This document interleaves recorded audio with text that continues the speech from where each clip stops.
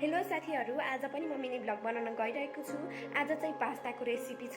चाहिँ मम्मीले पास्ताको लागि पानी उमाल्न सुरु गर्नु भइसक्यो। यहाँ चाहिँ पास्ताको लागि टमाटर, खुर्सानी, सिमी, प्याज, क्याप्सिकम, गाजर, टमाटरको केचप र सोया ससको लागि चाहिँ यहाँ हामीले अर्ग्यानिक कागती राखेका।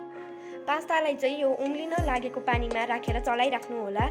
यतिको भइसकेपछि यसलाई चाहिँ चिसो पानीले पखाल्नु होला।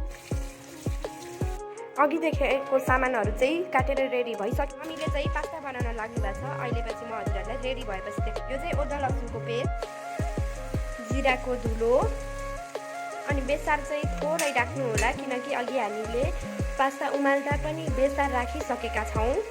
अनि स्वाद अनुसार नुन राख्नु होला। लो ग्यास गरेर एकछिन ढाकिदिनु होला। यतिको पाकेपछि चाहिँ पास्ता राख्नु होला।